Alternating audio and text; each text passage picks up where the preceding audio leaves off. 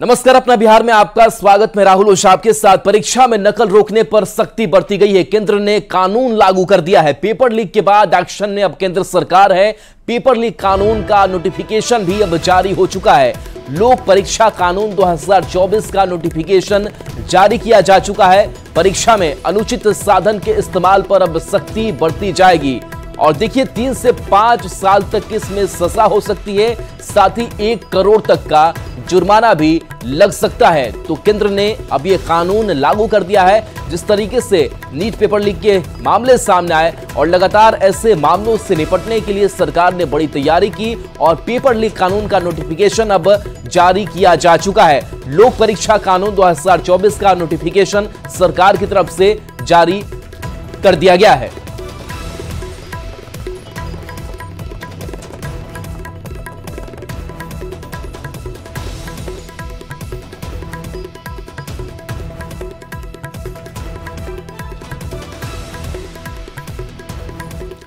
NEET और UGC net परीक्षाओं पर विवाद के बीच केंद्र सरकार की ओर से पेपर लीक कानून लाया गया है। यानी अब छात्रों के भविष्य से खिलवाड़ करने वालों की शामत आने वाली है।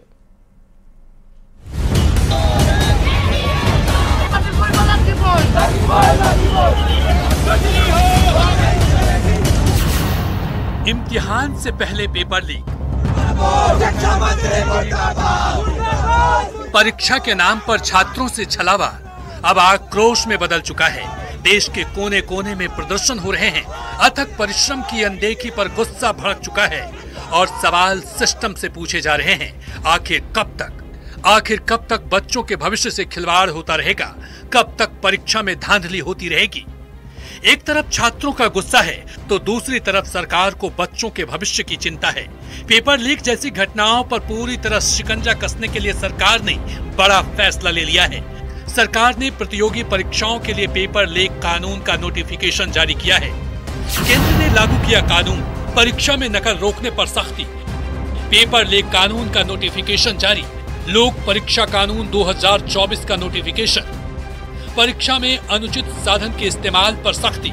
3 से 5 साल तक की सजा का ऐलान। 10 लाख तक का जुर्माना लगाया जा सकता है।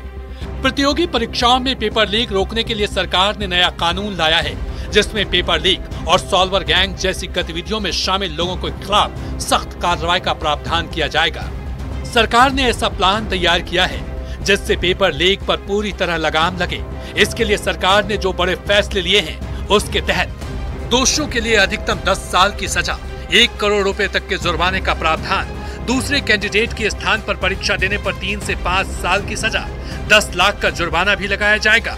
किसी संस्थान का नाम आने पर बड़ी कार्रवाई, गड़बड़ी में नाम आने पर संस्था की जब्त होगी संपत्ति।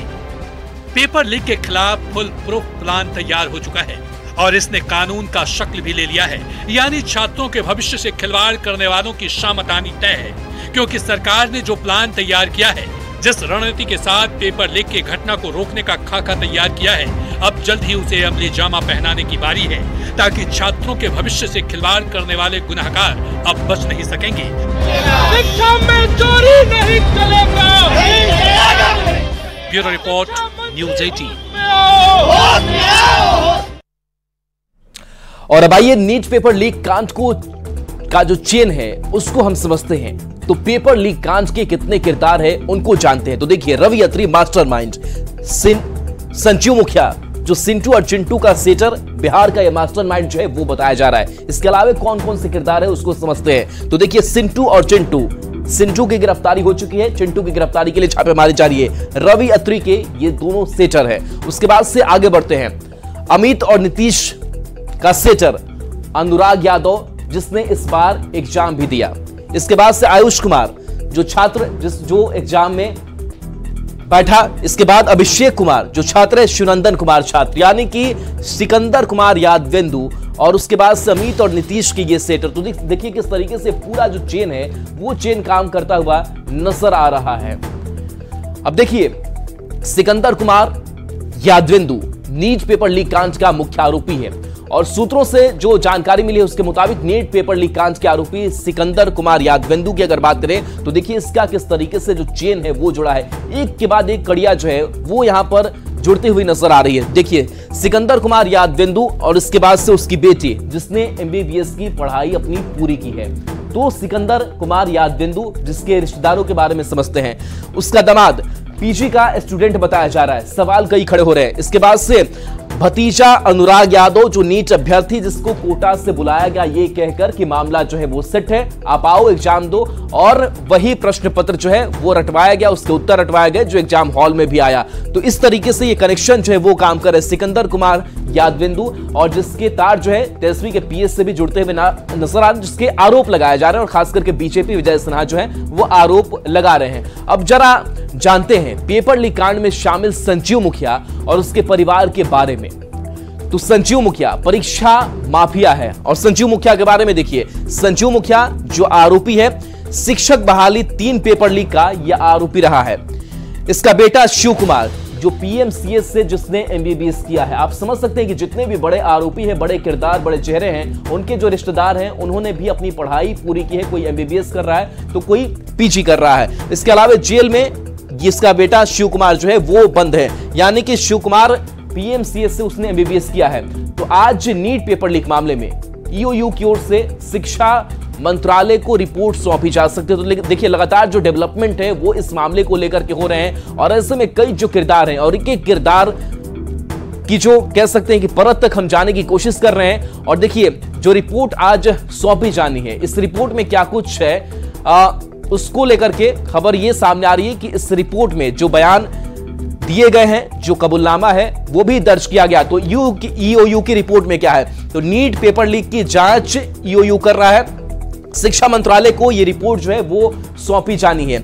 इसके अलावा ईओयू ने अपनी पूरी रिपोर्ट जो है इस मामले में तैयार करके रखी है, जिसको शिक्षा मंत्रालय को सौंपा जाना है। पेपर लीक मामले में गिरफ्तार 13 आरोपी हैं जो अब ईओयू के शिकंजे में हैं। इसके अलावा 13 आरोपियों के थाने में दर्ज बयान की जो कॉपी है वो भी ईओयू के पास है। इसमें 4 परीक्षार्थी के जो बयान है वो भी शामिल है, और उस 4 परीक्षार्थी के कबूलनामे बयान को भी हमने आपको दिखाया था। सिकंदर यादविंदु, अमित और नीतीश का भी बयान इसमें शामिल है जो इस रिपोर्ट में रखा गया है। तो ये रिपोर्ट सौंपी जानी है शिक्षा मंत्रालय को। इसके साथ साथ परीक्षार्थियों को उत्तर रटवाने का काम किया गया था।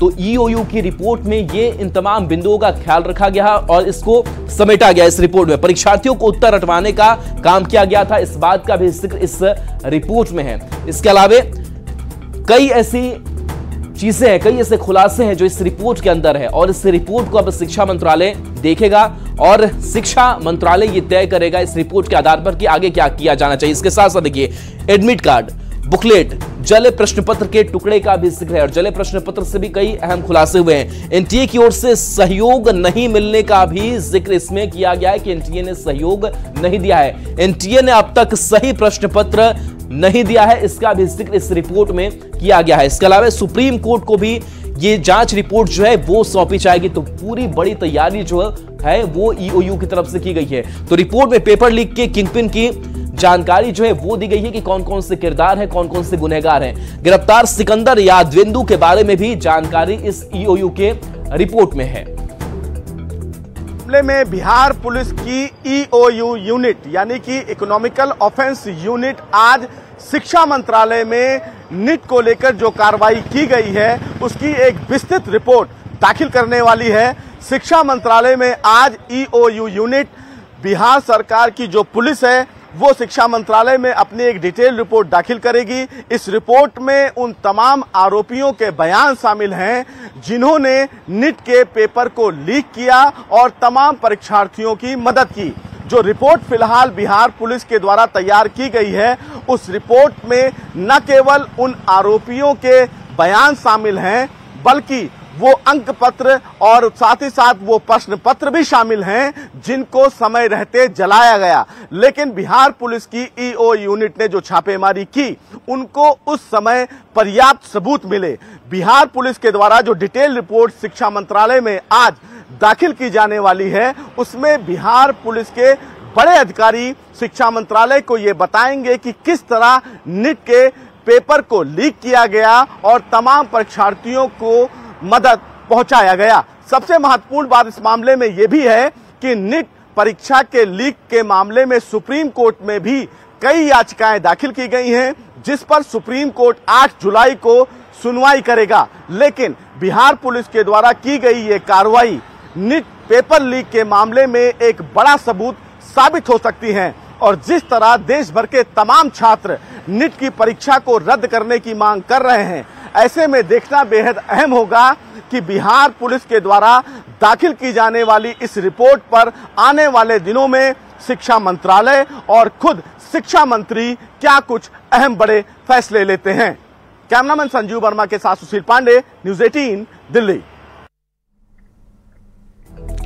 नीट पेपर लीक मामले में सांसद संजय झा ने कहा कि मामले की जांच चल रही है। इस दौरान तेजस्वी यादव के पीएस को लेकर चुटकी ली और कहा उनके निजी सहायक का नाम आ रहा है, सब तार उन्हीं के यहां से क्यों आ रहा है, इसकी जांच चल रही है। बड़ा स्पेसिफिक आ रहा है ना, उनके जो पर्सनल स्टाफ में जो थे, जो मेन एक्यूज है, उसका जगह का बुकिंग तो सब वही करवाए हुआ है। चुनौती दे रहा है ना सर कि अगर तो होगा ही जांच। चुनौती क्या देंगे? जब आदमी फंसता है तो चुनौती ही देता है ना। ये तो ओपन किए ना, उस सब डिप्टी सीएम सारा डिटेल लेकर के दिए हैं कि कैसे एनएचआई के गेस्ट हाउस में बुकिंग था, जो विद्यार्थी थे किसने बुकिंग कराया, कैसे वहां पर लोग रह करके कर रहे। तो सारी बात तो आ गई। तो सब तार उन्हीं के यहां से क्यों जुड़ जाता है जब भी कोई इस टाइप का बात आता है? इन्वेस्टिगेशन में तो आएगी ही बात, तो पार्ट हो गया इन्वेस्टिगेशन का।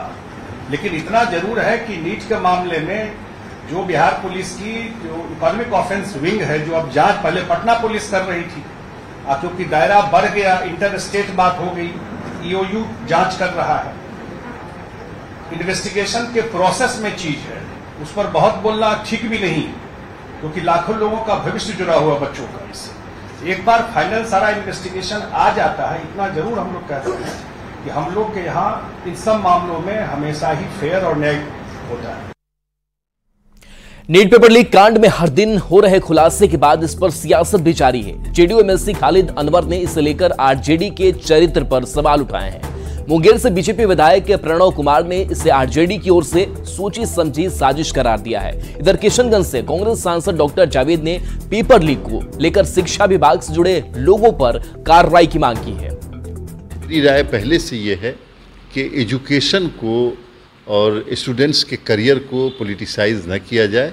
इसकी इंक्वायरी होनी चाहिए साफ सुथरी, पारदर्शिता के साथ, और जो लोग भी मुजरिम हैं उनको सख्त से सख्त सजा दी जानी चाहिए। भ्रष्टाचार करने की उनको आदत है, तो उस आदत से कहाँ जाएंगे? वो सरकार को बदनाम करने के लिए ये लोग साजिश किया, और साजिश करके ये लोग छात्रों को उकसा रहा है केंद्र सरकार के खिलाफ में। ये सच्चाई सबके सामने आ गई है, जांच कर रही है। जांच में दूध के दूध पानी होगा, जो भी दोषी होगा उसे बख्शा नहीं जाएगा। एजुकेशन डिपार्टमेंट के और इस स्पेसिफिक डिपार्टमेंट से ताल्लुक रखते हैं उन पे कार्रवाई होनी चाहिए। बड़ी खबर सिवान से, जहां गंडक नहर पर बना पुल टूटकर धड़ाम से गिर गया। महाराजगंज जनमंडल के रामगढ़ की घटना सामने आई है, जहां अचानक पुल टूटकर गिर गया। इस पुल का पिलर धंस गया था और पिलर धंसते ही धड़ाम से अचानक पुल गिर गया। पुल गिरने से आई तेज आवाज से पूरे इलाके में हड़कंप मच गया। हादसे में किसी के हताहत होने की सूचना नहीं है। तस्वीर आपको दिखा रहे, देखिए कुछ सेकंड का वक्त लगता है और देखिए पिलर पहले गिरता है, उसके बाद से पुल धराशायी हो जाता है। ये पुल महाराजगंज प्रखंड के पटेड़ी बाजार और दरौंदा प्रखंड के रामगढ़ पंचायत को जोड़ता था। पुल टूटने से इस पर से होकर आना जाना लोगों का बाधित हो गया है। तो तस्वीर आपको दिखा रहे हैं, हालांकि बताया जा रहा है कि पुल जो है वो पुराना है। तो ये तस्वीर हम आपको दिखाएंगे, देखिए किस तरीके से ये पिलर आपको नजर आएगा। पिलर जो है वो धीरे धीरे टेढ़ा होता है, कुछ सेकंड का वक्त लगता है और उसके बाद से देखिए पुल जो है वो धराशायी हो जाता है। तो कुछ सेकंड का, कह सकते हैं कि 10 सेकंड का जो वक्त है वो लगता है और ऐसे ही 1 2 3 4 5 6 7 8 9 10 और ऐसे ही इस 10 सेकंड में जो है वो पुल जो है वो धराशायी हो जाता है। और देखिए बिहार से ऐसी कई जो घटनाएं हैं इस बीच सामने आ चुकी। पिछले 3 साल के अगर डेटा की अगर बात करें तो अब तक करीब 9 जो पुल है वो धराशायी हो गए हैं। हालांकि इस पुल के बारे में ये बताया जा रहा है कि ये पुल जो है वो पुराना हो गया था और लोगों ने चंदा देकर के इस पुल को बनवाया था, लेकिन क्या इसका मेंटेनेंस बीच में नहीं हुआ, क्या इसकी देखरेख नहीं हुई, इस पर भी सवाल जो है वो खड़े हो रहे हैं और सरकार पर भी सवाल खड़े हो रहे हैं। तो ये पुल धराशायी की तस्वीर जो है वो सिवान से निकल करके सामने आई है। 5 साढ़े 5 बजे के अंदर सुबह में जी, सुबह में कोई हताहत भी हुआ है? वो घटना कोई हताहत नहीं हुआ है, भगवान का कुर्सी में है कि कोई बचा मरा नहीं है इसमें। अच्छा, कैसे पुल गिर गया? कितना दिन पहले का पुल है ये करीब 40-45 साल का पुल है। अच्छा, जिस टाइम बना था हम लोग आपस में चंदा करके जी, उस टाइम चंदा करके कुछ गाछ उस तरह से उसको बेच करके बुनियाद दिया गया। जो ढलाई करने में ये रमाशंकर जी नेता है, वो ढलाई करवाए थे। तो बिहार में पुल गिरने का सिलसिला लगातार जारी है और कब कब बिहार में पुल गिरा उसका भी एक डेटा आपको हम बताते हैं। 4 जून 2023 की बात करें तो भागलपुर में गंगा नदी पर बन रहा पुल जो है वो गिरा। 22 मार्च 2023 को सुपौल में बकोसी नदी पर बन रहे पुल का स्लैब गिरता है। 24 जून 2023 को किशनगंज में मेची नदी पर बन रहा पुल धंस जाता है। 4 जून 2023 की बात करें तो खगड़िया अगवानी सुल्तानगंज के बीच गंगा नदी पर बन रहे पुल को है वो जो धाराशायी होता है। पूर्णिया में निर्माणाधीन पुल जो है 16 मई 2023 को गिरा। 19 मार्च 2023 की बात करें तो सारण में बना महानंदा नदी पर बना पुल जो है वो ढह गया। दरभंगा में कमला नदी पर बना लोहे का पुल जो है वो गिरता है। इसके बाद 18 दिसंबर 2022 की बात करें तो बेगूसराय में गंडक नदी पर बना पुल जो है वो धाराशायी होता है। 9 जून 2022 को सरसा में कोसी तटबंध के पूर्वी हिस्से वाले पुल का जो स्लैब है वो गिरता है। तो ये तस्वीर है, एक डेटा है कि किस तरीके से ये पुल जो है वो धाराशाही बिहार में अलग अलग जगहों पर हुए हैं। पुल टूटने का सिलसिला जारी है। सिवान के महाराजा अनुमंडल के गरौली में ये अचानक पुल भरभरा कर गिर गया, जिससे कई गांवों का आवागमन बाधित हो गया है। हालांकि सिवान डीएम मुकुल कुमार गुप्ता द्वारा टीम का गठन कर दिया गया है। एसडीएम और कई अधिकारी मौके पर पहुंचे हुए हैं, जायजा ले रहे हैं। तस्वीर आप दिखाने की कोशिश करेंगे। जो अधिकारियों की टीम डीएम के आदेश के बाद यहाँ आकर जांच कर रही है। लेकिन सबसे बड़ा सवाल यह है कि आखिर ये पुल टूटा तो कैसे टूटा, और टूटने के बाद जो कई गांवों का जो आवागमन है वो बाधित हो गया है। देखिए, ये गांव के ग्रामीण है और ये जाना चाह रहे हैं, साइकिल भी इनके पास है, लेकिन पुल टूटने की वजह से नहीं जा पा रहे हैं। क्या कैसे पता चला पुल टूटा और क्या परेशानी हो रही है? परेशानी आने जाने में दिक्कत है। कैसे टूट गया ये? अभी तो हम लोग को पानी आया तो टूट गया, अचानक टूट गया। अभी तो पता नहीं है मेरे को, हम लोग तो थे नहीं यहाँ। परेशानी क्या हो रही है अब जाने के लिए? वहाँ जाने के लिए परेशानी है और क्या। कैसे जा पाएंगे आखिर? अब दूसरा रास्ता ढूंढना पड़ेगा, दूसरा कौन उपाय है? कितना दूर तय करना पड़ेगा इस गाँव में जाने के लिए? कम से कम 3-4 किलोमीटर पड़ेगा। 4 किलोमीटर काफी परेशानी है। परेशानी सही है। क्या नाम है आपका? मेरा विजय भगत नाम है।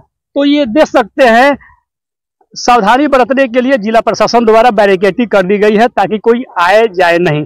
आप देख सकते हैं कुछ और हम कैमरामैन से कहेंगे कि थोड़ा तस्वीर दिखाए कि किस तरह से पुल भरभरा कर गिर पड़ा। हालांकि न्यूज 18 ने गिरते हुए एक्सक्लूसिव वीडियो दिखाया था। आप देख सकते हैं यह तस्वीर है, वही पुल है जो भरभरा कर गिर पड़ा है। हालांकि गिरने के बाद कई गांव के जो लोग हैं वो काफी परेशान हैं। अब उनके साथ मजबूरी है कि आखिर इस गांव में आएंगे या जाएंगे कैसे। कई ऐसे लोग हैं जिन्होंने कई गांवों की दूरी तय करके इस गांव में आएंगे। ऐसे में अब इस गांव के लोगों की समस्याएं बढ़ गई है। प्रशासन को चाहिए कि कुछ चपचिट व्यवस्था करे ताकि एक गांव से दूसरे गांव की आवागमन सुचारू रूप से चालू हो सके। लेकिन सिवान डीएम के द्वारा यहाँ पे टीम का गठन कर दिया गया है। जो अधिकारी है यहाँ पे कैंप किए हुए हैं, जायजा ले रहे हैं। आखिर ये पुल टूटा तो कैसे टूटा उसकी जानकारी ग्रामीणों से ले रहे हैं। मृत्युंजय सिंह, न्यूज 18 सिवान। बिहार विधानसभा में नेता प्रतिपक्ष तेजस्वी यादव ने पेपर लीक के साथ ही पुल गिरने की घटना को लेकर एनडीए पर निशाना साधा है। उन्होंने कहा कि सभी घटना के लिए आरजेडी, लालू प्रसाद और तेजस्वी यादव को जिम्मेदार ठहरा दिया जाता है और सत्ता पक्ष के लोग दूध के धुले हुए हैं। लगातार पुल गिर रहा है, आज भी लगातार पुल गिर रहा है, लगातार ट्रेन हादसा हो रहा है, लगातार पेपर लीक हो रहा है। एक बता दो किस पे कार्रवाई की गई हो, कौन पकड़ा जा रहा है? हाँ, घूम फिरा करके तेजस्वी और लालू जी को गाली देते हैं लोग, इशू को डाइवर्ट करने के लिए। हम ही लोग पुल गिरवाते हैं, हम ही लोग ट्रेन हादसा करवाते हैं, हम ही लोग पेपर लीक करवाते हैं। ये लोग तो एकदम दूध का धुला हुआ सब बैठा हुआ है सब। विधानसभा चुनाव 2025 की तैयारी को लेकर तेजस्वी यादव एक्शन मूड में है, जिसके चलते 15 अगस्त के बाद बिहार भर की यात्रा पर निकलने की तैयारी है। तेजस्वी यादव अपनी यात्रा के दौरान हर जिले में जाएंगे और सभा की जगह कार्यकर्ताओं के साथ बड़ी बैठक करेंगे। तेजस्वी यादव इस यात्रा को किसी नेता के साथ नहीं निकालेंगे, बल्कि खुद कार्यकर्ताओं के साथ सीधी मुलाकात करेंगे और खुद कार्यकर्ताओं से फीडबैक लेंगे। तेजस्वी की यात्रा की जानकारी दे रहे हैं न्यूज 18 संवाददाता रवि एस नारायण।